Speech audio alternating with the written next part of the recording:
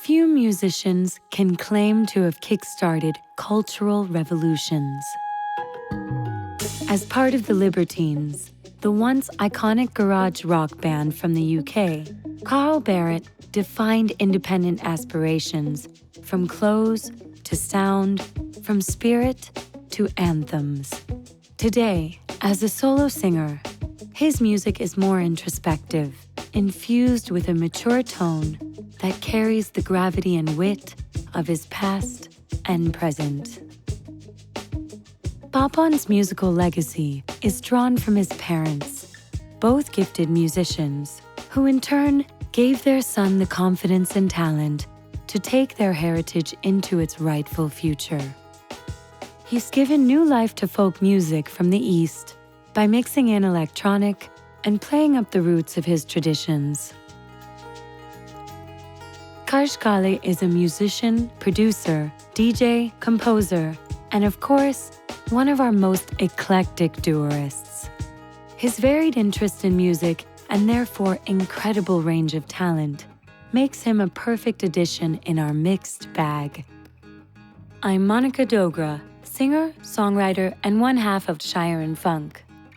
Join me as we travel far and wide to bring you stories, moments, and songs that remind us time and again that some things are just worth doing.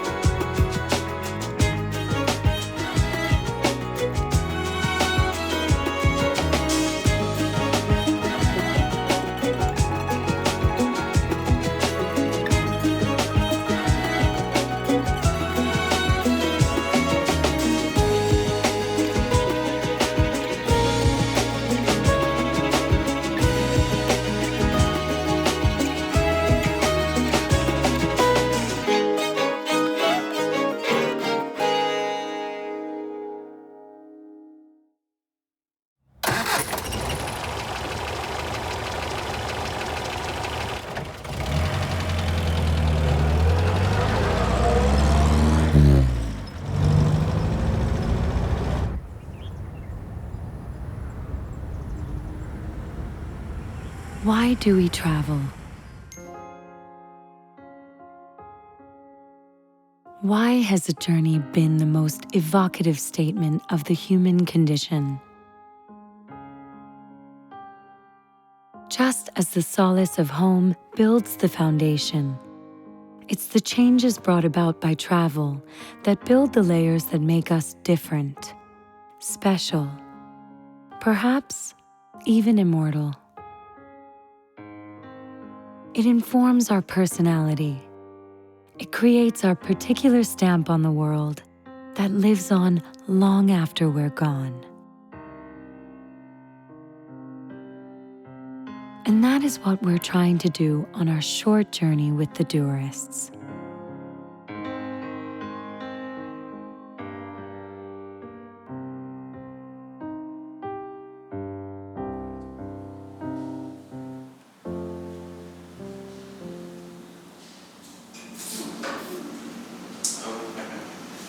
That's my dad.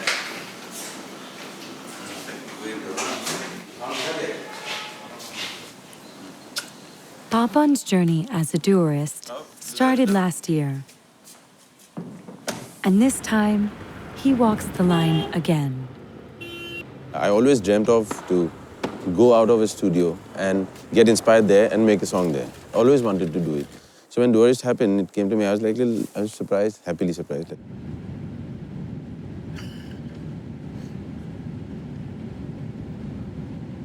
Someone said, you're going to go to a place and you'll make a song there, conceive it, write it, produce it there, and we're going to pay for it. It's a vacation, you know? I was like, wow.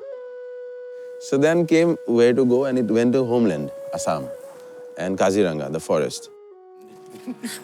Hello. How are you, champ? All good. Kya haal hai? Actually, Rabi was so excited by coming to the forest. He said that maybe in the world now, this is the place left now. So he was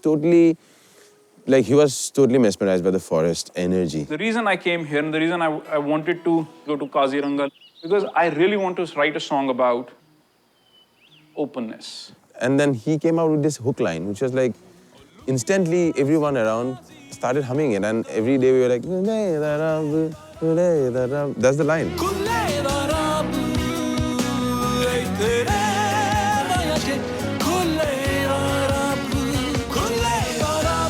And it was starry night, it was beautiful people around, and we stayed there for 3-4 days. And so I think he took back a lot of that. He still connects to me. I think because we went there and made a song. Had it been Bombay, Delhi, it could have been another song, nice one. But the energy, the soul of it, the coming together as two human beings, two souls, in an unknown place, both of us, and create something which was actually true to the moment. So that connect definitely, the going together into the forest and making music there, I think it stayed on with us now. I always was a traveler, I think. Travel obviously makes you meet more people, you have more stories to tell then, and music and songs are all about storytelling. Now it's so good that we can Google and YouTube and listen to everything at home. But till you do not understand the vibrations right there and feel it, it's borrowed knowledge then. So it's so important to travel and actually meet people firsthand and meet them and go to their places, in their own house, their country, their zones, to know their stories rather than sitting and reading and Googling about it. So when I'm invited this year, I was like, wow, I'm the Dewarist.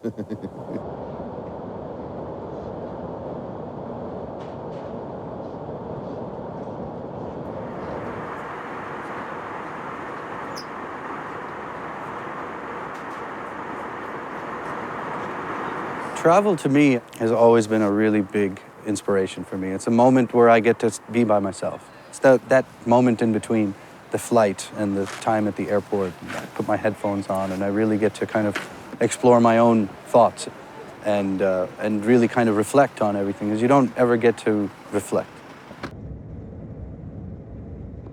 We are traveling to Aberfeldy in Scotland. While Papan comes in from Mumbai, Karsh has left his hometown in New York to make his way into this quaint and quintessential Scottish town. For me, landscape is a huge inspiration, no matter where I am. I mean, being in different places, you automatically, you breathe in the air and you get something new. So when I come to a place like this, I mean, the sound itself is that's inspired by this kind of view is big. It's about, it's about kind of, this is a celebration of life. I had the great pleasure of working with two amazing artists last year from Kerala. One was Baiju Dharmajan, who's probably one of the best guitarists in India. And then another artist, very inspiring artist named Hari Govindan, who has created an ashram for the Edika drum. Cymbal is not simple to handle. We spent some time at the ashram, and we sat and watched how the Edika drum was created. We were speaking fluently to each other through that language of music. After spending a day of just jamming together, trying different drums and playing with these ideas, well, I think we all kind of came to a place where we trusted each other. Once that happened, we really came up with something that I think we were all surprised with.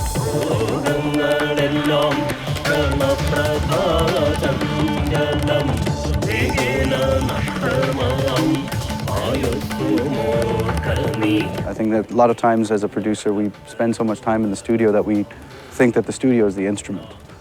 I think that the experience of being out of the studio and kind of taking the studio with you, it reminds you what's most important, the human element. And I think that's something that you get to experience when you're working with people and you're in a different environment and you're not in your own space. Then we're relying on each other.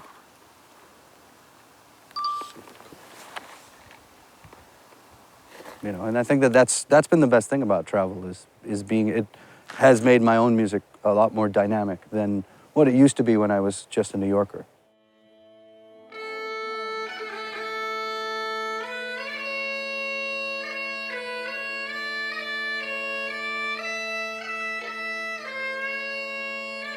We are in Aberfeldy, Scotland.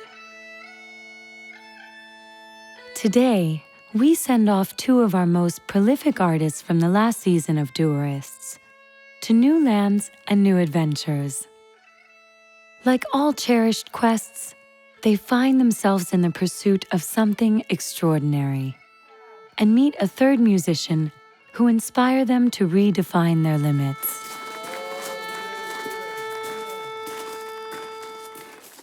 Gardening room on the button. Hi. Hello. How's it going? Nice to meet you. How'd you do? Very well. Papon? Carl. Hi, Monica. Hello, please Give me a stand. hug. So nice to meet you. Papon, of course, somebody who I've worked with for years, but it's great to be in a different environment together and to be able to explore something different that we haven't before. And then, of course, Carl, who I just recently was able to check out his work. Amazing musician. Because these are three incredibly talented individuals who have never worked together before. This is the most crucial part of the collaboration. It's when all the artists become friends, just kind of exploring sound and getting to know one another. More importantly, we're in the Highlands of Scotland, in this place that kind of breeds fantasy stories and creates legends. So that's really, really exciting.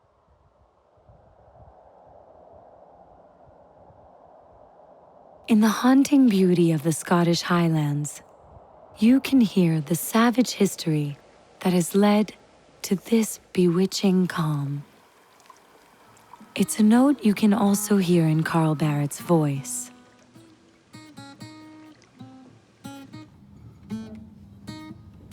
I was born in the countryside south of London, in a sort of industrial town called Basingstoke. There was always music around. My dad had a guitar, which occasionally at night time when I was in bed, I'd hear these blues solos going on. And but I wasn't allowed to touch it at all. I used to sneak down in the middle of the night and just I wanted to do those blues solos too.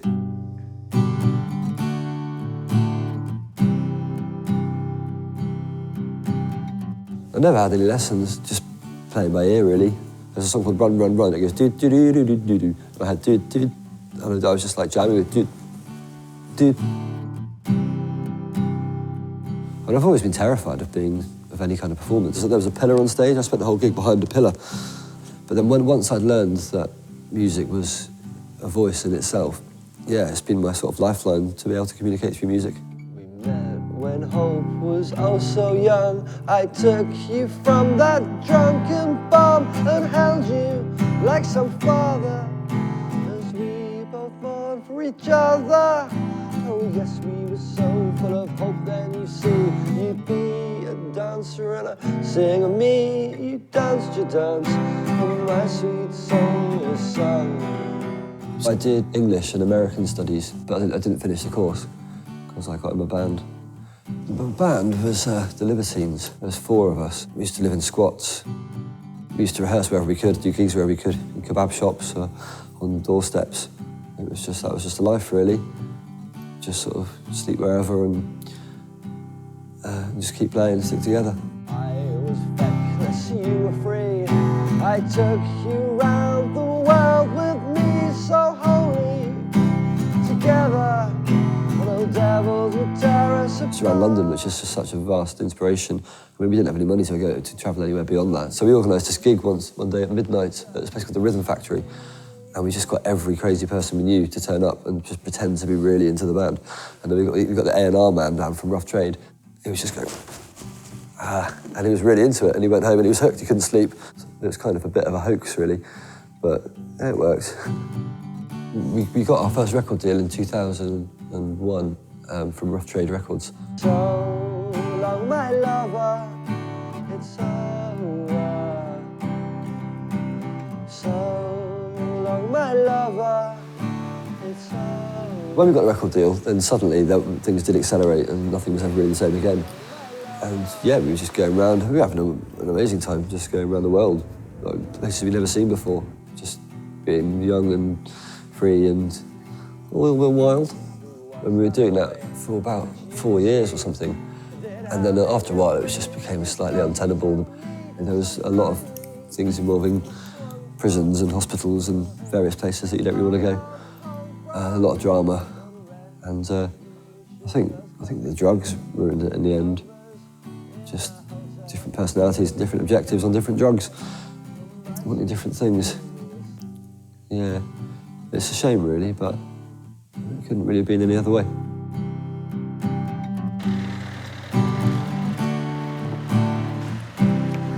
Yeah, when the band split up, I was very nervous about what I was going to do. And I didn't feel confident to be a musician in my own right. In fact, I felt terrified. But, you know, the same thing that propelled me onto a stage when I was 14, even though I didn't want to be there, you know, that blind faith and that thing that propels you, that kept me going. And then so I had another band after Libertines called Dirty Pretty Things. And, yeah, we were pretty damn good. And we went around, we wrote records, and that was good. That was really good. But then that split up. I guess that's how it came to be. My dancing girl skipped away from me. I was blind, I couldn't see. The mirror cracked in front of me. Darling girl, please understand there's no blood on your pretty hand.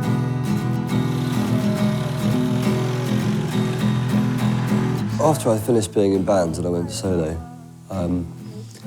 the record I made was, for the first time, I stopped writing these melodies and stories about fantastical things and situations that didn't exist, and I wrote for the first time a record which was entirely reflective of where I was at and what had gone on. And the best thing is when you write a song and it communicates a part of someone's life and they come and tell you that something that really resonates, and, you know, it stops people feeling alone. Really, it's a kind of, almost like a sort of therapy. So long, my lover, it's over. I'm not really looking for fame. I think I've had a bit of that already. I think I'll do. It's just like that was the first time that I've ever seen the culmination of all those years of all the stuff we went through. It was great. We did what we had to do. It was kind of a closure, really. Yeah, there was a lot of nostalgia, but we had to go our own separate ways, really. You know, people's paths are like that, aren't they? You know, and maybe one day our path will go like that again, but there's no point forcing it. You know, you have to go on your own journey, and if your own journey leads you there, then so be it. Yes, I don't know, let's see. For such an extraordinary collaboration, we must find ourselves an equally exceptional space for their first meeting. We find it in the oak-paneled, pale green stained glass windowed, oriental vestibule of Dunvarlick House, a beautifully preserved property from the 1800s. The thing that I was thinking that just conceptually, which would be cool, is to write something that has a bit of a journey, kind of more like a story where the different voices play characters. I was a bit nervous, actually, about how different our musical backgrounds would be, but it seems let's just cross this bridge and sort of done a bit of work on it. So I can't wait to get started. And also something Scottish, maybe, like Celtic pentatonic. That so I wrote some other chords. And he can, when he opens the guitar, maybe he jams with the guitar, then we actually then... Yeah, I mean, I think we should just sit and jam. You know, we didn't want to bring too much to the table. We wanted to kind of come with empty hands and just kind of do what musicians do. I think we're going to take from all of the traditions that we come from and create something new. I think that's the point, create something new. With the Dewarists, we have found ourselves in unexplored corners.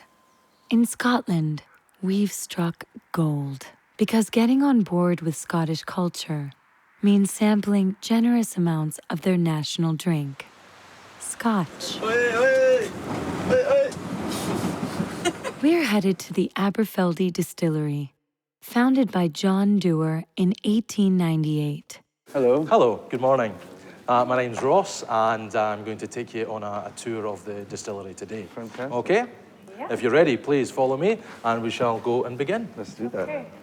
We got a chance to walk through the premises and learn about, you know, what makes Scotch so important to Scotland, basically. So how old is the distillery? The distillery itself, well, production began in 1898.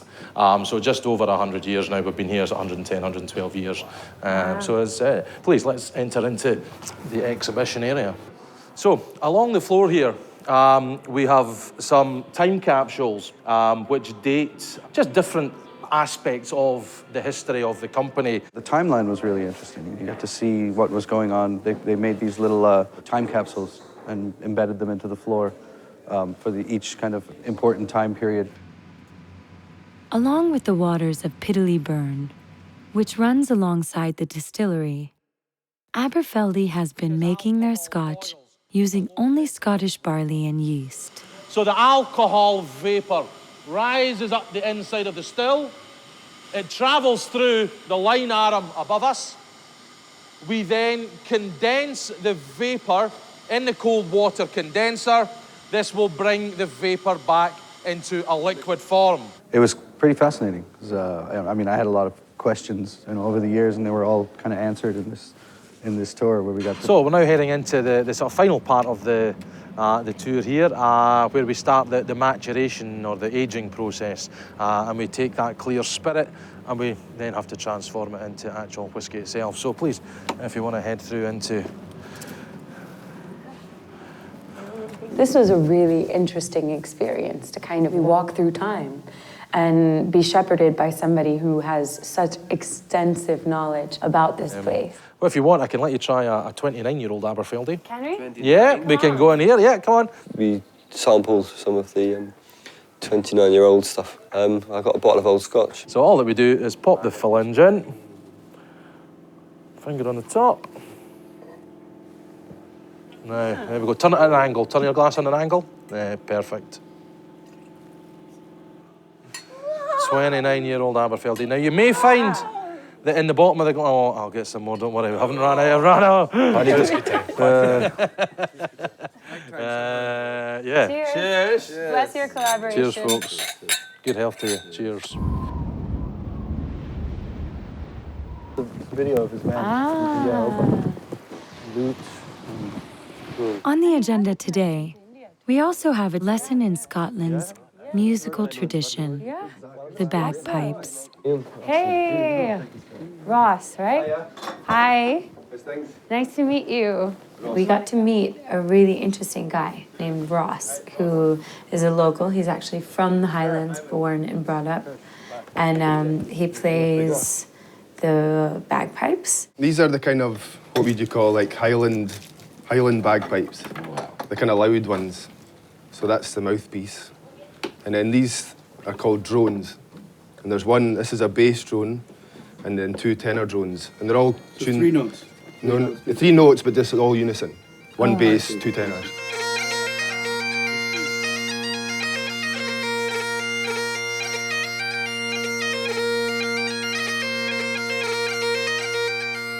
It's really something that takes a lot of physicality to be able to play. Wind instruments anyway, but I love the sound of the pipe. We did have that sound in mind when we started writing this piece. What's amazing is to have someone like Ross, who's not only a traditional bagpipe player, but he's well versed in so many different styles. I think we're gonna have a really fun time tonight.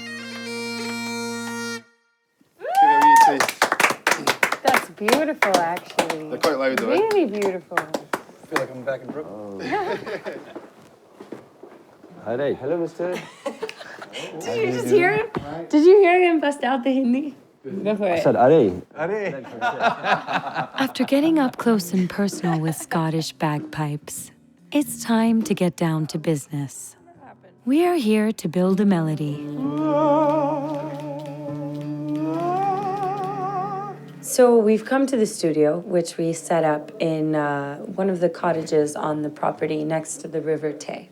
This is the house of music for the next few days.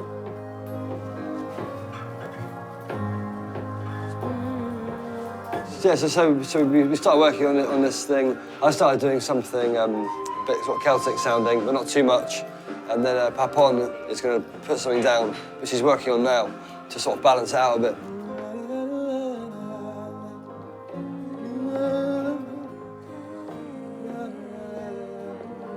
The boys are trying to establish common ground, but they haven't really started writing the song yet, which is fine, because the jam is about kind of setting the scene and building the stage before you actually stage the play. I mean, do you want to start with, like, something, some kind of, just, even a word or something. Yeah, we just need a mood. We need Yeah. a place to start, and a place to end. Sometimes like boom boom boom boom boom boom boom boom boom boom boom boom boom boom boom. Yeah. Yeah, it's nice. Yeah. So it's kind of ancient. It's nice. That would be a great bass line, actually. Boom, boom, boom, ba-doom, da-dee-da-doom, ba-dee-da-doom, ba-dee-da-doom, ba-dee-da-doo, ba-dee-da-ba-da-boom. What were you singing before? You were singing?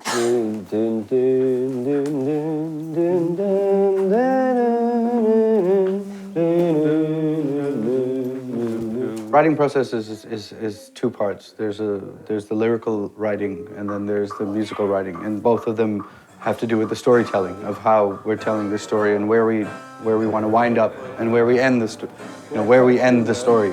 Set the scene, just like like the hills and the mist and shit. You know? Really, this is the lyrics. Okay, this is what the idea so far is. I'm trying to write about the sort of where we are and about being a traveller, being away from home, and you know. It's a sort of universal, constant theme, but the challenge is to do that without it being horrifically cheesy. So that's the challenge I've got.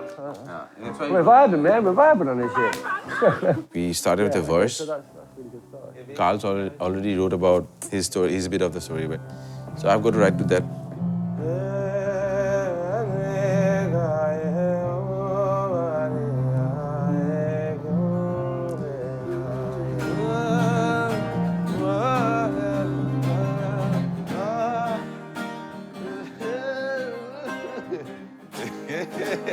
Everyone's jamming upstairs right now. It's been going really well. The boys are just kind of having a bunch of various conversations through sound and music, and that's what the jam is all about. It's about kind of, there you go.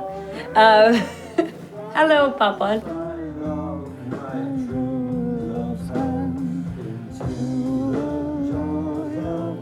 But yeah, it's exciting, and I think the balance is working well between everyone. And that's the main thing. And then I think we're meeting culturally. And then so yeah.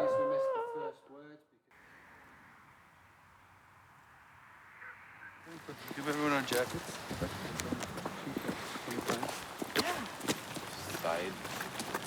Hello, good afternoon. I'm David Henderson. I'm the Castle custodian. Nice to see you. Nice to see you. Hello there. Good tune. Come in. It's terrifying. Yeah, well, we're a lot here. Yeah.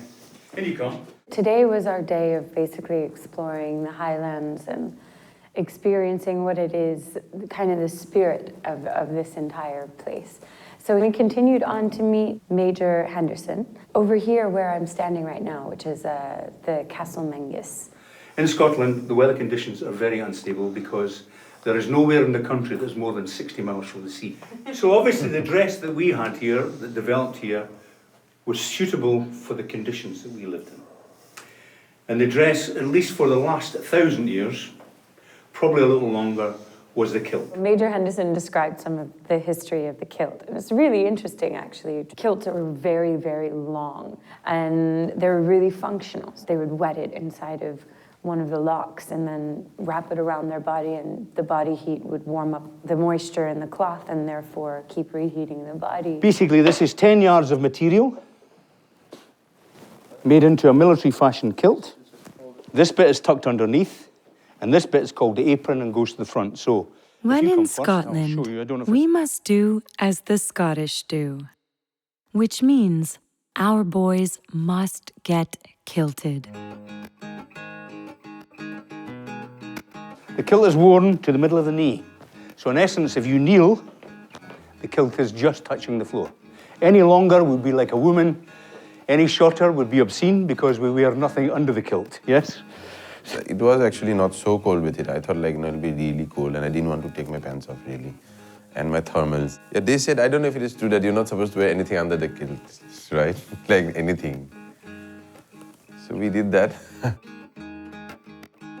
So the boys, when the boys were putting on their kilts, they found that the pleats created nice movement. So they were all gyrating their hips and getting into the Scottish groove of things, which I think is quite nice. Basically, they're booty dancing, Scottish style. It was, I think, the first time for, at least for me and Papon, to wear a kilt. My legs look, I have chicken legs, so it looked a little funny. But I think I might pick one up and bring it home.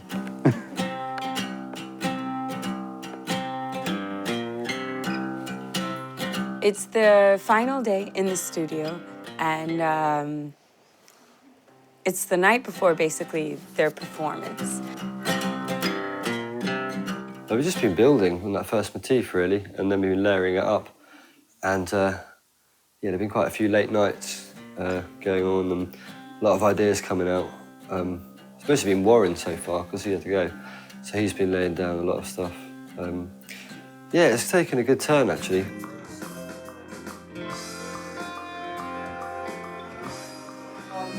We first laid the guitars, finished it almost.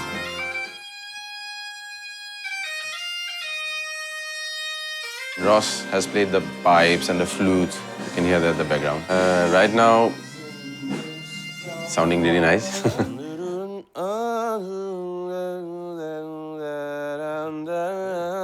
Well, I think that Apon's, what he's doing is going to balance it out totally. I mean, it's so opposite to anything I've ever done. But having both of us on the track singing about the same thing, I think we're singing about the same thing. Say simply, not same thing, but similarly, like forest, face, mountains, whatever, magic. And that we are away from homeland. If it's like, yeah, so I guess the theme is like that, just being a long, long way from home in a strange place, I guess.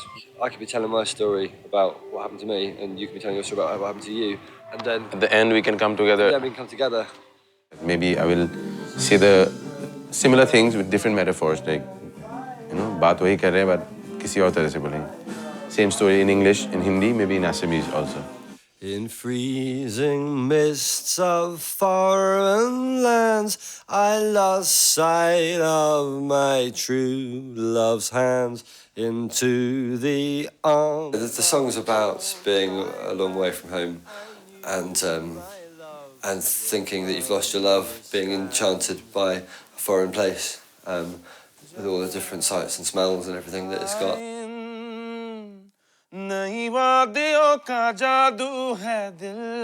Yeah, it's like my heart has found a home here. Maybe it's the mist, maybe it's the scape, the landscape, whatever. It's doing it to me, the forest is doing it to me. So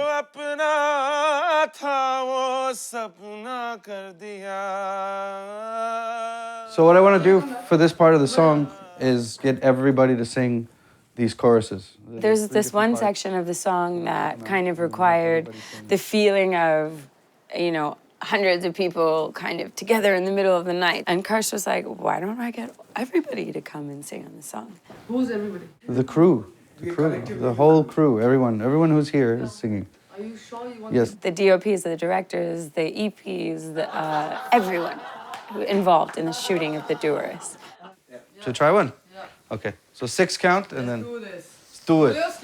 So we all kind of gathered around in this room and hovered around a microphone while Karsh conducted. There weren't enough headphones for everyone to listen, but it was just, you know, everyone paying attention to each other. Rolling? All right. Okay, let's go. Da da da da da da da da da da da.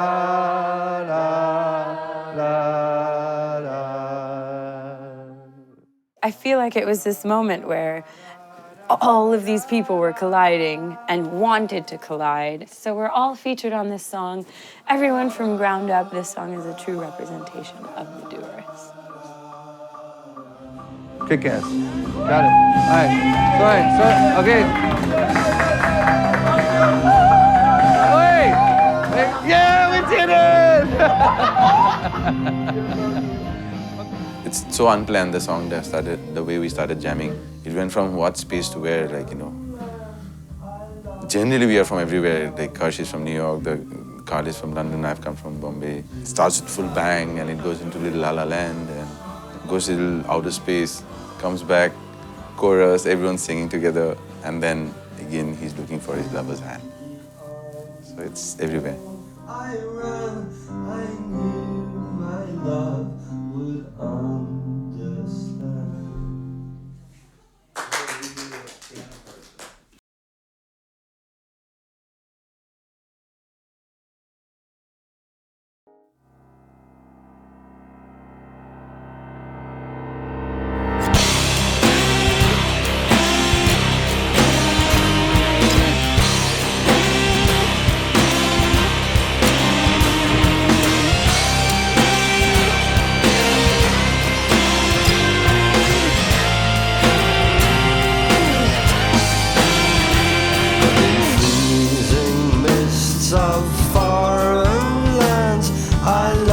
sight of my true love's hand.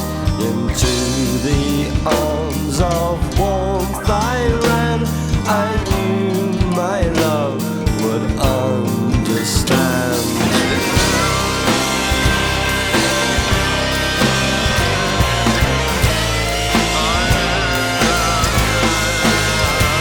She kept me warm, my soul was fed.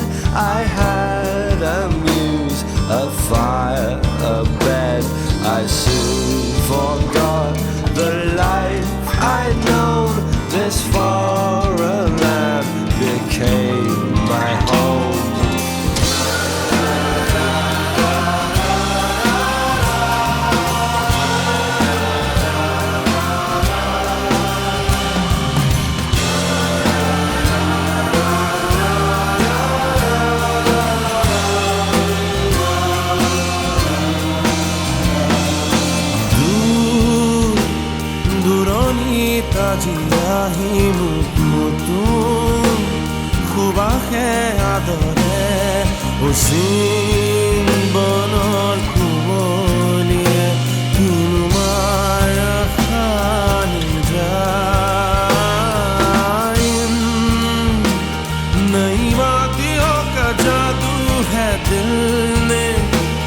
नया घर ढूंढ लिया एक नए सपने ने जो अपना था वो सपना कर दिया Across the sea they brought my true love voice to me. I knew this girl would understand. I had to find my true love's hand.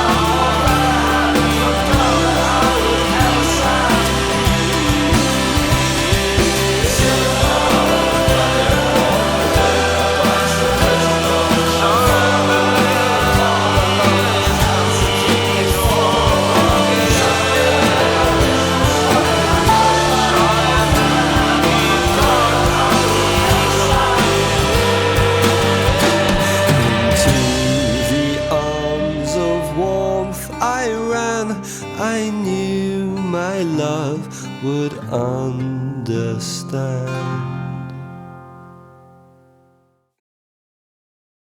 It hasn't been challenging at all working with on orchestra, really. It's been quite inspiring. I think we all happen to be like-minded in a lot of ways. In this case, we kind of became a gang, and we kind of understood each other's attitude, and and our attitude towards music and travel, and we spent a lot of time talking about that, so that really kind of came into the music. This is a song where you just want to loop it again and again, and we are doing it already. It's a lovely day it's been. I'm so happy that, you know, I'm tired, but very happily tired.